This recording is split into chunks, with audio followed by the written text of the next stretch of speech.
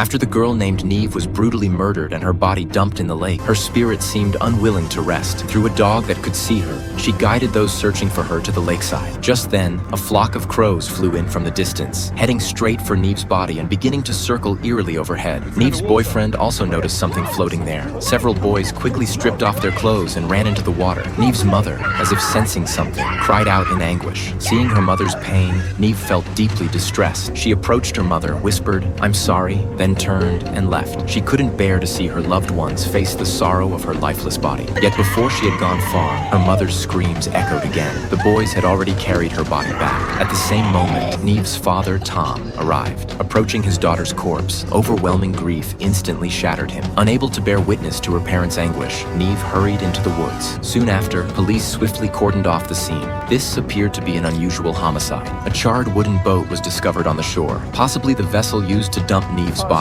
Meanwhile, as Tom walked back home, he glanced over his shoulder and saw his dead daughter following him. He dismissed it as a hallucination born of grief. But after seeing her father glance her way multiple times, Neve sensed he could see her. She hurried forward to speak to him, only for him to insist he'd already seen her body and that she shouldn't be there. Others noticed Tom talking to himself and approached to ask what was wrong. Tom said he just needed to be alone for a while. Neve kept trying to talk to him, but Tom insisted he was falling apart. Even when Neve caught up to his car, he still believed it was all a hallucination and sped away. Having finally discovered her father could see her, Neve couldn't abandon this chance. She chased after him on her motorcycle, shouting his name beside him. Yet the man insisted, "You're dead. Stop disturbing me." Seeing her father didn't believe her, she quickly took a shortcut to overtake him and ride ahead.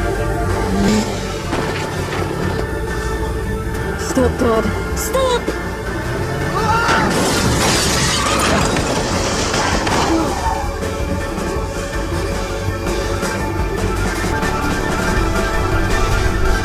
Only after his daughter was struck did Tom finally believe it was real. Thankfully, Neve wasn't injured. She told her father she needed his help now. When they returned home, her father asked what had happened the night before, but Neve said her head had been severely injured and she couldn't remember. Since God had made her soul immortal, she decided to uncover the truth about her death, but her father still seemed unable to accept the situation. He wanted to be alone for a while. Neve assured him she would return, then bid him farewell. She followed the police to the morgue where her body lay, hoping to see the autopsy report. The woman also discovered unknown particles on the strangulation marks around Neve's neck. But as they prepared to dissect Neve, the overhead lights began flickering incessantly. The woman suggested it might be an electrical issue. Neve, watching her own body being dissected, clearly struggled to bear it. Afterward, the coroner informed the investigators that Neve had been strangled to death, likely with a belt. Though there were blunt force injuries to her head, she had already died before falling into the water, and there were no signs of sexual assault.